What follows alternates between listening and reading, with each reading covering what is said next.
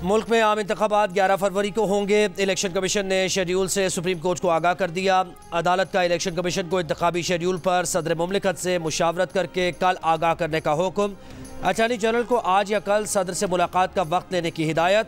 Chief justice of Pakistan justice Qazi Faez Isa ने कहा, election commission सदर के दरवाजे पर दस्तक दे। सदर समेत जो मुलाकात में मौजूद होगा उनके दस्तखत लिए जाएं।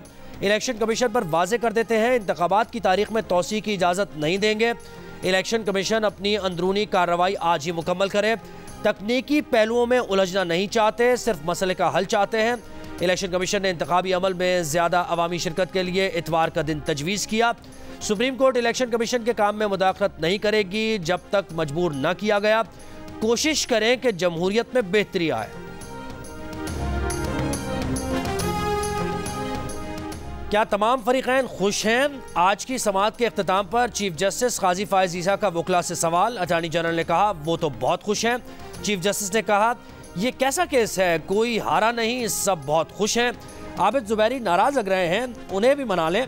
दौरान समाअत चीफ जस्टिस ने पूछा, सदर मुमलिकत से मुशावरत पर किसी को एतराज़ तो नहीं? पीपल्स पार्टी के वकील फारूक एच नायक ने कहा कोई एतराज़ नहीं। चीफ जस्टिस ने कहा देखें, आज हमने PTI और पीपल्स पार्टी को इकट्ठा कर दिया, कल को सुर्खी ना लगी हो कि PTI और पीपल्स पार्टी का इत्तेहाद हो गया। अटॉर्नी जनरल ने कहा ये दोनों वैसे ही बहुत करीब हैं। PTI के अली जफर का कहना है कि इलेक्शन 11 फरवरी को हो या इससे पहले कबूल हैं, इलेक्शन कमीशन इससे आगे नहीं जाना चाहिए। नून लीग के अयाज सादिक ने कहा इलेक्शन की तारीख देना इलेक्शन कमीशन का इख्तियार है, ये फैसला उन्होंने सोच समझ कर कानून के दायरे में किया होगा। पीपल्स पार्टी के फारूक एच नायक बोले अब इलेक्शन होने का इबाम खत्म हो चुका, ये तमाम सियासी जमातों की जीत है। MQM के अमीनुल हक का शफाफ इंतखाबात के लिए सब जमातों को लेवल प्लेइंग फील्ड देने का मुतालबा। ANP के जाहिद खान ने कहा नहीं समझते कि 11 फरवरी को इलेक्शन होंगे, हल्काबंदियों के बाद मामलात अदालतों में जाएंगे। JUIFA के तर्जुमान कामरान मुर्तज़ा ने कहा कि इलेक्शन की तारीख देना सदर का काम था जिसमें वो नाकाम रहे।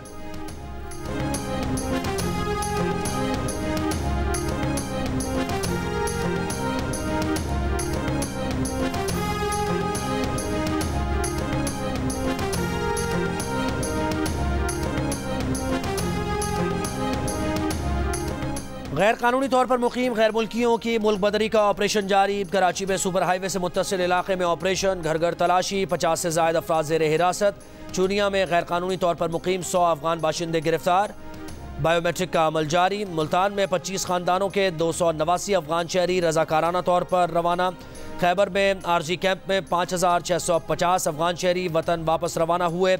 चमन के होल्डिंग कैंप में गैर कानूनी मुकीम अफगान खातून के यहाँ बच्चे की पैदाइश, माँ और बच्चे की सेहत की बहाली तक खानदान के 2 अफराद को पाकिस्तान में क़याम की इजाज़त।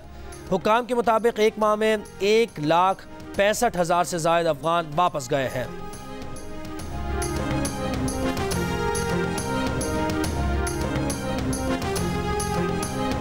कराची में शारा कायदीन पर JUIFA के जलसे की तैयारियां। खुदादाद कॉलोनी से नर्सरी जाने वाली शारा का एक ट्रैक बंद कर दिया गया। जलसे से JUIFA के सरबराह मौलाना फजल रहमान खिताब करेंगे।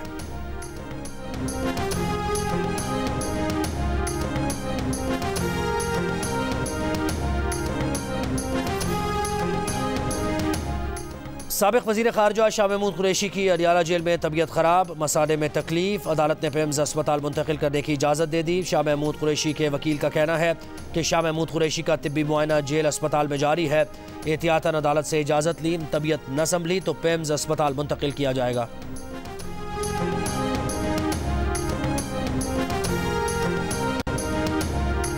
इसराइल का गाजा की जबालिया कैंप में 3 दिन में दूसरा हमला। मलबे से जख्मी और लाशों को निकालने की मोहलत भी न दी। इमदादी कार्रवाइयों के लिए जमा अफराद और एम्बुलेंस पर भी बम बरसा दिए। मंगल और बुध को हुए हमलों में 200 फ़लस्तीनी शहीद, 777 जख्मी। इंसानी बुनियादों पर गजा और मिस्र के दरमियान रफा बॉर्डर क्रॉसिंग आज फिर खोल दी गई। गजा से निकलने के इंतजार में लोग जमा। गजा से मिस्र जाने वाले 15 ममालिक के 596 अफराद की फहरिस्त जारी। गुज़श्ता रोज़ तकरीबन 500 अफराद रफा क्रॉसिंग से मिस्र गए थे, जिनमें 80 से ज़्यादा शदीद ज़ख्मी फ़लस्तीनी भी शामिल थे।